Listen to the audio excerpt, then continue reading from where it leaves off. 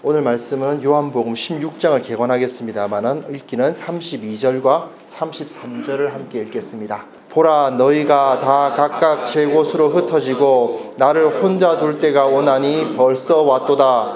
그러나 내가 혼자 있는 것이 아니라 아버지께서 나와 함께 계시느니라.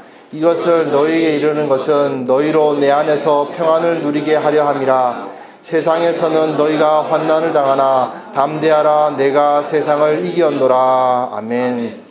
이번 12월 들어서 요한복음 13장부터 16장까지 말씀을 가지고 예수 그리스도의 성육신의 신비에 대해서 묵상하고 있습니다.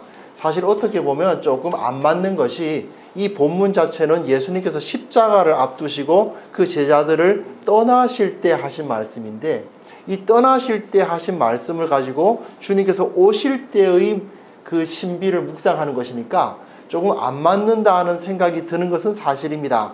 그러나 주님의 삶을 가만히 살펴보면 주님께서는 이 땅에 오신 이유와 그리고 그 오신 이유대로 살아가신 그 걸음, 그리고 그 삶의 마지막이 온전히 한 목적적으로 하나가 되어 있음을 볼 수가 있습니다. 그래서 주님께서는 처음 이 땅에 오셨던 그 목적대로 사셨고, 그리고 그 목적대로 죽으시고 다시 그 목적대로 살아나신 분이죠.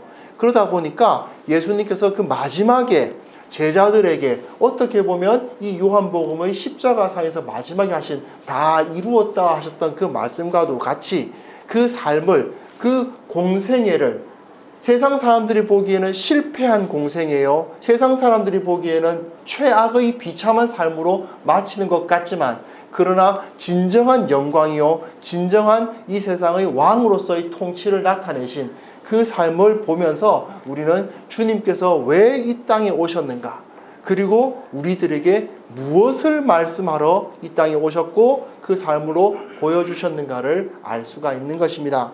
오늘 이 본문은 어떻게 보면 다시 한번 일단락되는 결론이라고 할 수 있습니다. 그 제자들에게 예수님께서 이 땅을 살아가신 그 의미를 밝혀주신 그 가장 마지막 결론과도 같은 것이라고 할 수 있는데, 여기서 이렇게 말씀하시죠.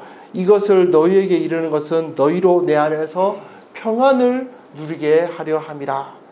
세상에서는 너희가 환난을 당할 것이지만 담대하라, 내가 세상을 이기었노라. 제자들에게 예수님께서 이 땅에 오신 의도, 의미를 밝혀주시면서 매우 중요한 그림을 하나 그려주십니다. 바로 세상이라는 그림입니다. 세상.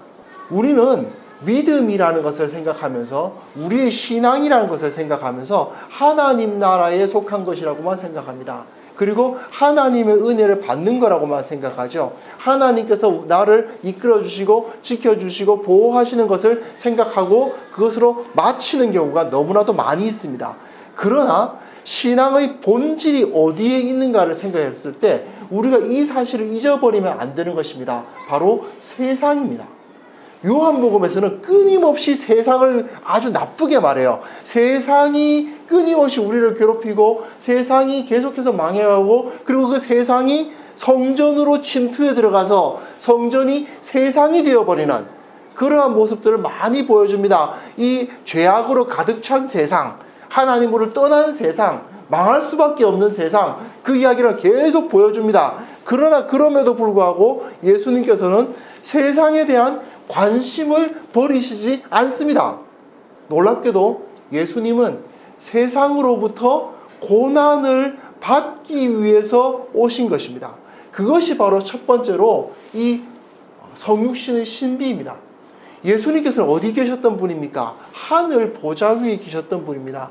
하늘 보좌 위에서 더 이상 이 땅 가운데 내려올 이유가 없으셨던 분입니다. 그 거룩하심 가운데서, 그 영광 가운데서, 그 찬란함 가운데서 계속 거하시면 되었던 분입니다. 그러면서 땅을 내려다보시면서, 세상을 내려다보시면서, 아이고 불쌍한 것들, 좀 열심히 해봐. 혹시 너희들 중에서 괜찮은 녀석들 있으면 좀 의롭게 살면 내가 이리로 끌어줄게. 또는 계속 공지사항만 날리시면서 어나운스먼트만 계속 주시면서 이리로 올라오라 이리로 올라오라고 말씀을 하시면서 왜 못 올라오니 이리로 오라고 이 길로 오면 천국으로 올 수 있어 이 길로 오면 천국으로 올 수 있어 하고 끌어주시는 것 이쪽으로 오라고 아니야 그 길이 아니야 이쪽으로 와야 돼 라고만 말씀만 하시는 게 아니었죠. 예수님은 저들이 천국으로 오도록 길을 밝혀주시는 것만으로 끝나신 게 아니고 우리를 천국으로 인도하시기 위해서 땅으로 오셨습니다. 그분이 오신 거예요. 이 길을 찾아오시오라고 약도를 우리에게 제시해 준 다음에 그 약도를 못 찾아온 것에 대해서 우리를 탓하시거나 이대로 오기만 하면 돼 라고 지침서만 주시는 것이 아니고 직접 그 자리에 오셨습니다. 더러운 땅에 발을 디디러 오신 겁니다. 그 세상은 썩었습니다.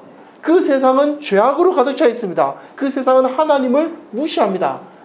그런데 그 세상에 오신 것입니다. 그곳에 발을 디디시려고 정확히 말하면 그 세상으로부터 고난을 당하시려고 오신 것입니다. 그 세상으로부터 핍박을 받기 위해서 오신 것입니다. 그 세상의 환난을 직접 당하기 위해서 오셨습니다. 그것이 바로 구유에 오신 주님의 모습입니다. 그리고 말씀하시죠. 너희들의 모든 삶을 하나님의 나라, 그 영광 가운데로 이끌어 주겠다고 오셨습니다. 어느 자리에서요? 사람들이 생각할 수 있는 가장 낮은 자리에 오셨습니다. 그 구유를 통해서 너희가 살아가는 그 인생의 모든 영역 가운데 더 이상 영광스럽지 않은 곳이 없다고 말씀하시기 위해서 가장 낮은 자리에 오셨습니다.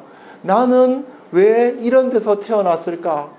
나는 왜 가난한 부모님 밑에서 태어났는가? 나는 왜 이런 어려운 환경에서 태어났는가? 왜 하필 내가 살아가는 그날에 전쟁이 났는가? 왜 하필 내가 살아가던 그 어린 시절에는 우리나라가 가난했는가? 이런 탓을 할 수 없도록 주님께서는 가장 낮은 자리, 그 구유에 오셨습니다. 가장 높으신 분이셨음에도 불구하고 가장 낮은 자리에 오심으로써 온 땅을 다 거룩한 곳, 영광스러운 곳으로 만들 수 있게 하셨습니다. 왜냐고요? 그분이 하늘에서 가장 높으셨던 분이 임재하실 수 있는 그곳이지 않습니까?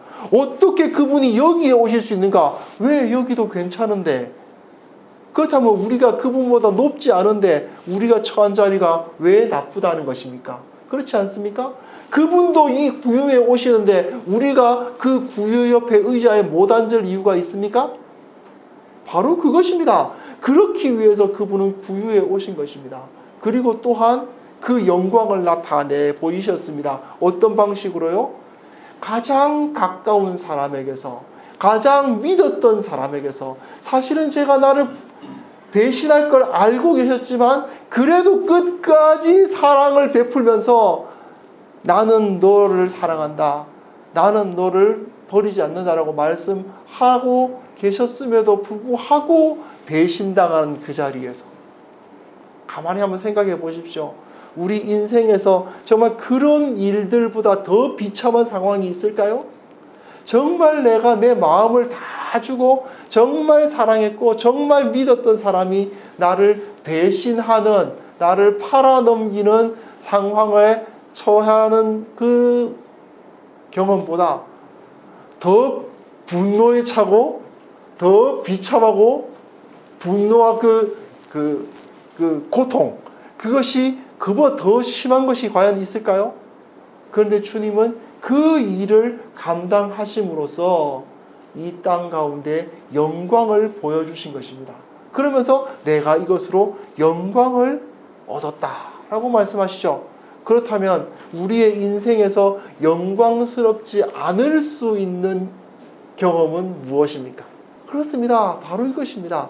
예수님께서는 가장 비참하고 가장 낮은 곳에 오셔서 사람이 상상할 수 있는 가장 어려운 일을 당하심으로써, 그러나 그것을 영광스러운 자리로 만드심으로써 이 세상에서 경험하는 일들 중에서 영광스럽지 않을 만한 사건이 없게 하신 분이 바로 주님이십니다.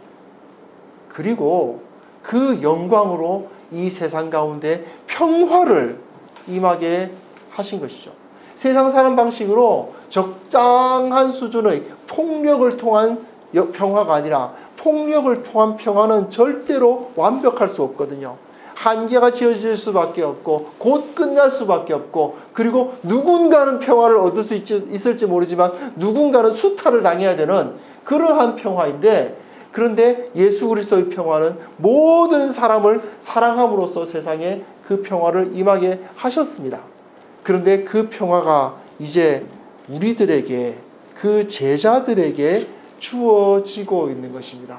16장 12절부터 14절까지를 한번 보시면요, 내가 아직도 너희에게 이를 것이 많으나 지금은 너희가 감당하지 못한다라는 말씀을 하시면서, 진리의 성령이 오시면 그가 너희를 모든 진리 가운데로 인도하시리니 그가 스스로 말하지 않고 오직 들은 것을 말하며 장래일을 너희에 알리시리라. 이것은 예수님이 하나님에 대해서 하시는 태도하고 똑같아요. 그러면서 그가 내 영광을 나타내리니 내 것을 가지고 너희에게 알리신다라고 말하고 있거든요. 예수님의 영광이 뭐였죠? 배신당하고 십자가를 지시는 것이 예수님의 영광이셨습니다.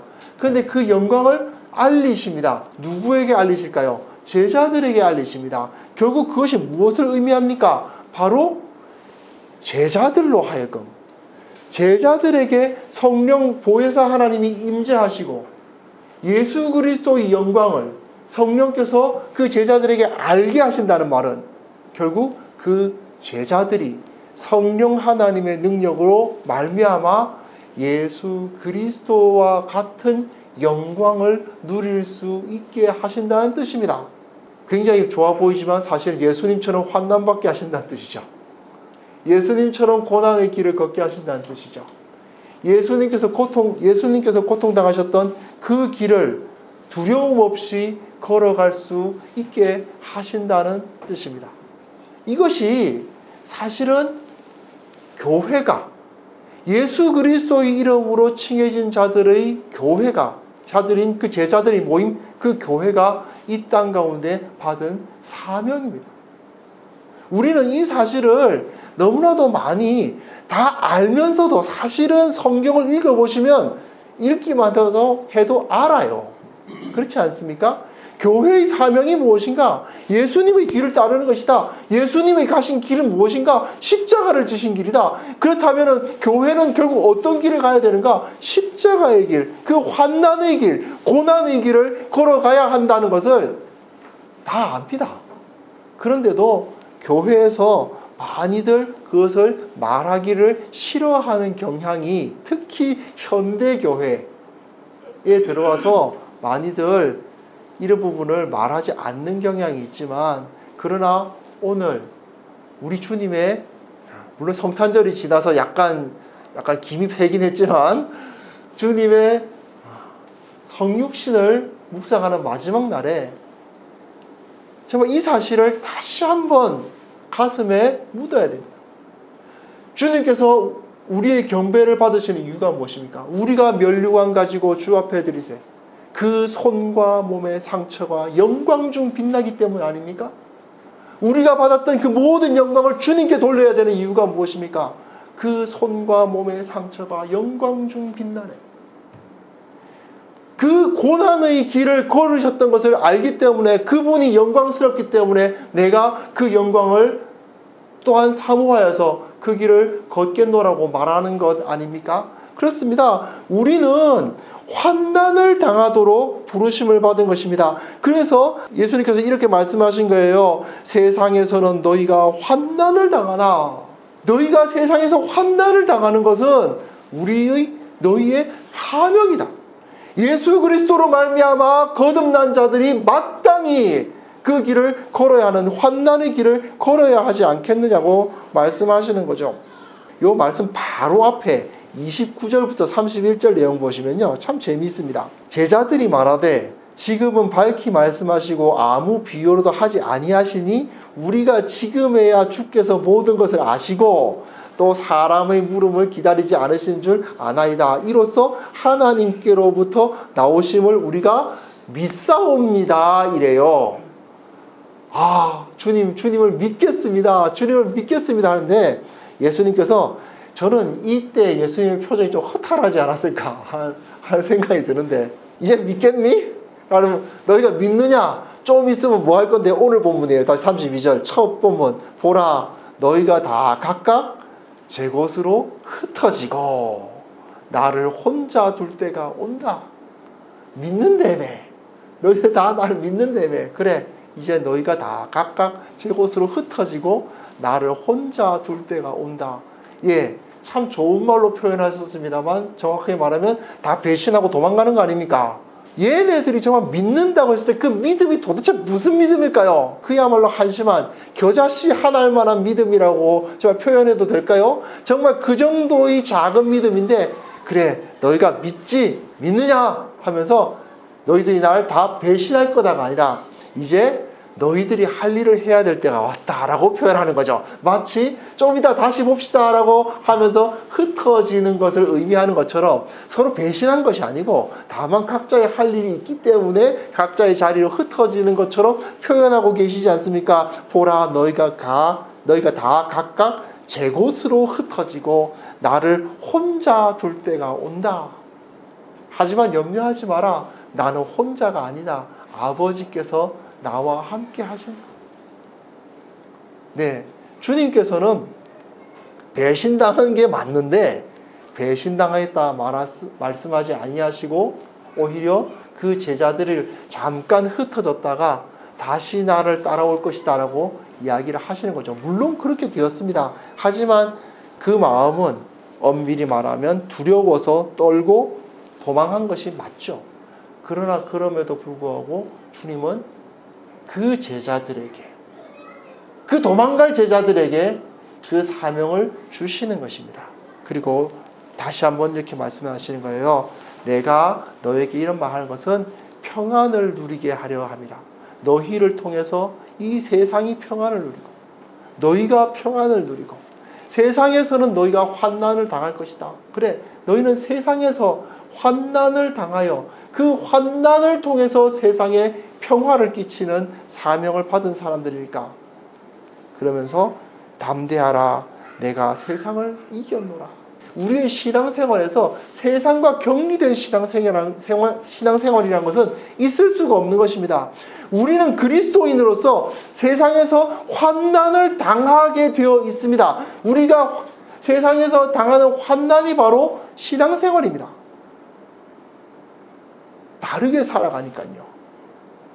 남들은 다 괜찮다고 말하지만 그것이 잘못되었을 때 잘못되었다고 말하는 사람들이니까요. 남들이 안 볼 때는 다 나쁜 짓을 해도 되지만 그러나 남들이 안 보는 곳에서도 악한 일을 하지 않아야 한다고 주장하는 사람들이니까요. 중요한 건 먼저 나고 내가 먼저 살고 난 다음에 다른 사람이 살아야 된다고 말하는 세상 가운데서 나보다 다른 사람을 먼저 앞세울 수 있는 사람들을, 그런 가치관을 가르치는 사람들이니까요. 그러니까 이 세상에서 우리는 세상을 바꾸어 나가는 것이죠. 하지만 그 때문에 우리는 세상에서 환난을 당할 것입니다. 그래서 사도 바울은 이런 말을 했습니다. 골로새서 1장 24절에 보시면 자신의 사역을 이렇게 설명해요. 나는 이제 너희를 위하여 받는 괴로움을 기뻐하고. 사도 바울이 복음 전하러 유대인의 회당 들어가면 어떻습니까? 맨날 두들겨 먹고 쫓겨나는 것이 일이었습니다. 복음 전하면은 그것 때문에 반대를 당하고 오히려 고난을 당하고, 그냥 조용히 있었으면 아무 문제 없었을 텐데 열심히 복음을 전하다 보니까 괴로움을 당합니다. 그리고 지금 이 골로새서는 바울이 감옥에 갇혀 있는 상태거든요. 감옥에 갇혀 있는 상태에서 뭐라고 말하냐? 내가 이 괴로움을 기뻐하노라. 내가 복음 전하다가 너무너무 괴로운 일을 많이 당하는데 내가 이것을 기뻐한다. 왜? 그리스도의 남은 고난을 그의 몸된 교회를 위하여 내 육체에 채울 수 있으므로. 주님의 고난이 불완전했다는 뜻은 아닙니다. 그런 뜻이 아니라 주님의 고난을 내 육신을 통해서 다시 한번 이 세상에서 드러낼 수 있으니까, 예수님처럼 고난당하는 한 사람으로서 내가 설 수 있으니까, 예수님처럼 내가 고난을 당하고 있다는 사실을 기뻐하면서 이렇게 말하고 있는 것이죠. 사도 바울과 같은 모습으로 요한은 또한 예수님의 모습을 우리에게 제시해 주고 있는 것입니다. 그 제자들은 이 세상에서 환난을 당하는 사명을 갖고 있습니다. 예수님의 십자가 그리고 예수님의 탄생 모두 사실은 다 똑같습니다. 주님은 환난 당하시기 위해서 구유에 오셨고, 환난 당하시기 위해서 예루살렘으로 올라가셨고, 또한 그 환난을 바라보시면서 십자가의 길을 걸어가셨습니다. 그리고 너희도 나를 따르라 말씀하셨죠. 크리스마스 때 왜 저렇게 사람들이 기뻐하는지는 잘 모르겠습니다. 예수님을 모르는 자들이 왜 저렇게 기뻐하는 걸까요? 환난 당하기가 그렇게 좋은 걸까요? 그러나 우리는 그 기쁨이 어떤 기쁨인지 알기 때문에 함께 기뻐합니다. 세상적인 기쁨이 아니라, 좋은 사람 만나서 히히덕거릴 수 있기 때문에가 아니라, 오히려 함께 주님의 길을, 함께 그 십자가의 길을 걸어갈 사람들과 있기 때문에 기뻐하는 그 기쁨이 우리들에게 있는 것이죠. 바로 이것이 우리의 사명입니다.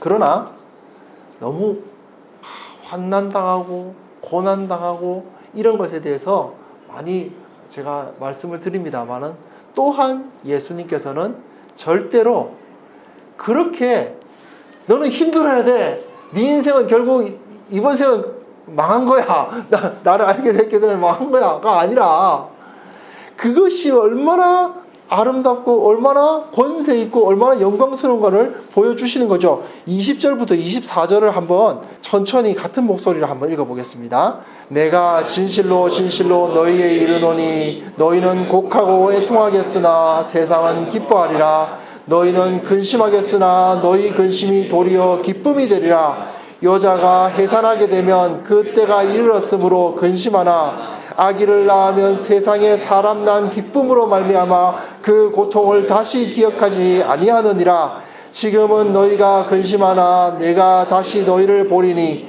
너희 마음이 기쁠 것이요 너희 기쁨을 빼앗을 자가 없으리라. 그날에는 너희가 아무것도 내게 묻지 아니하리라. 내가 진실로 진실로 너희에게 이르노니 너희가 무엇이든지 아버지께 구하는 것을 내 이름으로 주시리라. 지금까지는 너희가 내 이름으로 아무것도 구하지 아니하였으나 구하라 그리하면 받으리니 너희 기쁨이 충만하리라. 아멘. 주님께서 그 환난 당하기를 기뻐하는 제자들에게 이것을 약속하고 계신 것입니다. 예수 그리스도께서 보혜사 성령님을 보내셔서 예수님처럼 살아가는 삶을 우리에게 허락하실 것입니다. 예수님처럼 배척당하고 예수님처럼 환난당하는 삶을 살도록 우리를 부르셨습니다. 그러나 그것은 우리가 곡하고 애통하는 일들이 있을지 모르고 그 때문에 세상이 우리를 보면서 기뻐할 일이 있을지 모르지만, 사실은 조금만 지나면 너희는 근심하겠으나 너희 근심이 도리어 기쁨이 되리라. 이거는 아이를 낳아보신 우리 어머니들이 다 아시는 거죠. 해산할 때가 되면 그때가 이르렀으므로 불안하고 그 해산의 고통이 임한다는 것 때문에 아프겠지만, 그 아기가 막상 태어나면 세상에 사람 난 기쁨으로 말미암아, 나의 아이가 태어났다는 그 기쁨으로 말미암아 그 고통을 다시 기억하지 아니하는 것처럼, 우리는 이 세상에서 당하는 그 모든 환난이 마치 그 아이를 낳을 때의 그 고통을 통해서 오히려 더 큰 기쁨을 얻는 것과 같은 그러한 고통을 이 세상의 환난을 통해서 얻는다는 것입니다. 그러므로 예수님께서는 지금은 너희가 근심하지만 내가 다시 너희를 만날 것이요 너희 마음이 기쁠 것이고 너희 기쁨을 빼앗을 자가 없으리라. 우리는 그 기쁨을 누리도록 부름을 받은 것입니다. 환난 가운데 기쁨을 누립니다. 세상이 상상할 수가 없는 기쁨입니다.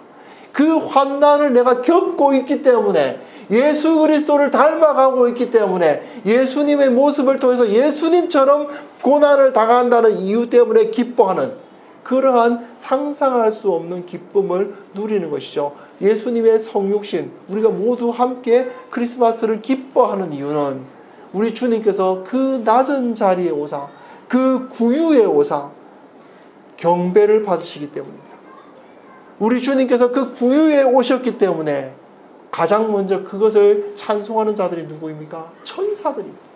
천사들이 노래하면서 하늘엔 영광이요 땅에는 평화로다, 그것을 외치며 그 어느 누구도 그 앞에 경배하지 않을 자가 없게 만들어버립니다. 그리고 목자들이 찾아와서 그 땅의 모든 하층민들이 모두 그 주님을 높이며 그분 앞에 경배하는 일이 벌어질 것입니다. 또한 동방박사들이, 그 이방의 수많은 지식인들이 그 주님 앞에 나와서 무릎을 꿇고 기도하고 그 앞에서 경배하며 황금과 유향과 모략을 바치는 일이 벌어지는 거죠. 그게 바로 주님께서 주시는 참된 기쁨입니다. 그리고요, 그 기쁨은 이제 강력한 권세로도 주어집니다. 16장 23절 24절에 그렇게 나와 있죠. 내가 진실로 진실로 너희에게 이르노니 너희가 무엇이든지 아버지께 구하는 것을 내 이름으로 주시리라. 지금까지는 너희가 내 이름으로 아무것도 구하지 아니하였으나 구하라, 그리하면 받으리니 너희 기쁨이 충만하니라. 이것이 바로 주님의 약속인 것입니다. 주님의 환난의 길을 걸어가는 자들에게는 이 기도의 권능이 있는 것입니다. 제임스 패커라는 신학자가 있습니다. 제임스 패커라는 정말 유명한 신학자인데, 그 사람이 이 세상에는 두 가지 신학이 있다, 그런 이야기를 해요. 어떤 길이 있는데 그 길을 신학이다, 하나님을 알아가는 길이라고 했을 때, 어떤 사람은 그 길 옆에 있는 집에 발코니에 앉아서 커피 한 잔 마시면서, 자, 저 길은 어디서부터 어디로 가는 길이다라는 것을 논하고 있는 사람들이 있었습니다. 이 길에 대해서 논하는 사람들의 신학이에요. 그런데 또 다른 사람의 신학은 어떤 신학이 있느냐? 백팩을 메고 그 길을 걸어가는 사람의 신학입니다. 똑같이 그 길에 대해서 궁금해하고 그 길에 대해서 알고 싶어 하지만, 한 사람은 옆에 앉아서 그 발코니에 앉아서 그 길에 대해서 이야기를 하고 있고, 한 사람은 그 길을 백팩을 메고 걸어가면서 그 길에 대해서 궁금해하고 있습니다. 이 사람들은 완전히 다르죠. 똑같은 길에 대해서 이야기하고 있지만 그들이 두 사람은 완전히 다릅니다. 예수님께서 말씀하시는 이 권세는요, 예수 그리스도의 권세가 우리에게 임하는 것은 바로 그 길을 백팩을 메고 걸어가는 사람들에게 주어진 것입니다. 이 세상에서 환난 당하기를 두려워하지 아니하는 주님의 제자들에게 주어진 약속입니다. 너희가 지금까지는 내 이름으로 아무것도 구하지 아니하였으나 구하라, 그리하면 주신다.